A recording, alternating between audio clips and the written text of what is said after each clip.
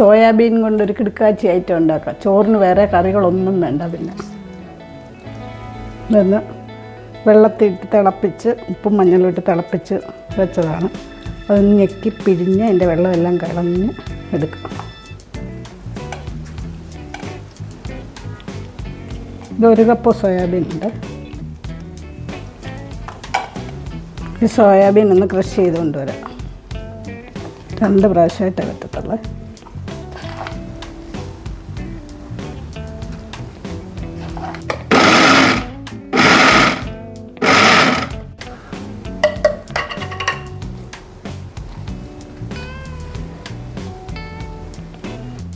അടുപ്പ് കത്തിച്ചിട്ട് എല്ലാം ഒന്ന് താളിച്ചെടുക്കാം. ഇത്തിരി വെളിച്ചെണ്ണ ഒഴിക്കും.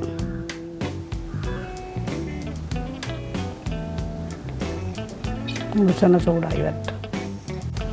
കടുവിട്ടൊന്ന് പൊട്ടട്ടെ. 1 സ്പൂൺ ഇഞ്ചിയും വെളുത്തുള്ളി പേസ്റ്റ് ചതച്ചതാണ്.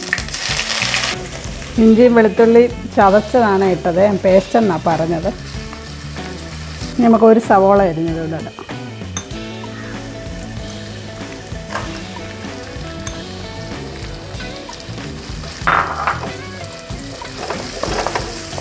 അതൊന്ന് ചുമന്ന് വരട്ടെ, മൂത്ത് വരട്ടെ. അതിൻ്റെ പച്ചയൊക്കെ മാറി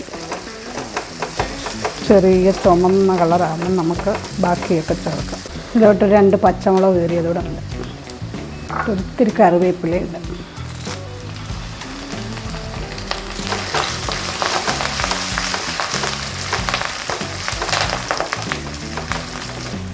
കുറച്ച് മുളക് പൊടി, ഒരു ചെറിയ സ്പൂൺ.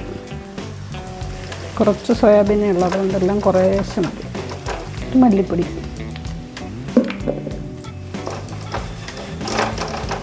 ഇത്തിരി കുരുമുളക് പൊടി ഇല്ലാതെ സോയാബീൻ.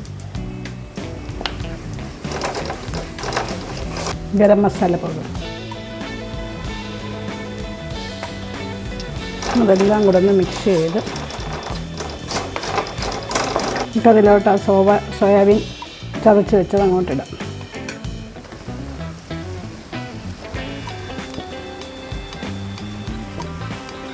ഇതെല്ലാം കൂടെ ഒന്ന് ഇളക്കാം. ഇതിൽ ഉപ്പ് വേണമെങ്കിൽ ചേർത്താൽ മതി. സോയാബീനകത്ത് ഉപ്പിട്ട് വേവിച്ചതാണ്. ഇതെല്ലാം കൂടെ ഒന്ന് പൊത്തിക്കൂട്ടി വെച്ച് 5 മിനിറ്റ് ഒന്ന് അടച്ചു വെക്കാം. ചെറിയ തീയിൽ കിടക്കട്ടെ. ഒന്ന് ഇളക്കിയിട്ട് നമുക്കിനി മുട്ട ചേർക്കാം. ഇതൊന്ന് നീക്കി വെക്കാം. അപ്പം പോട്ട് മാറ്റി വെക്കാം. ശകലം മയം ഒഴിക്കും.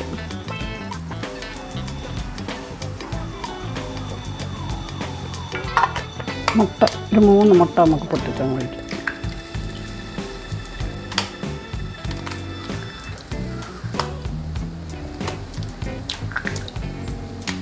അടുത്തൊരു പിഞ്ച് കുരുമുളക് പൊടി,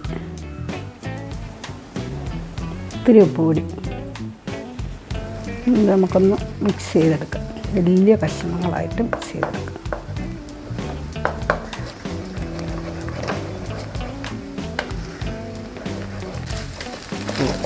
ഉണ്ടോ? അതുപോലെ വലിയ കഷ്ണങ്ങളാക്കിയിട്ട് നമുക്കിതിൻ്റെ കൂടെ ഇതങ്ങ് മിക്സ് ചെയ്യണം. ഇത്തിരൂടെ ഒന്ന് മരിഞ്ഞോട്ട്. സോയാബീൻ്റെ ഇടയ്ക്കിടയ്ക്ക് മുട്ട കടിക്കാൻ കിട്ടണം. നമുക്ക് രണ്ടും കൂടെ ഒന്ന് മിക്സ് ചെയ്യാം.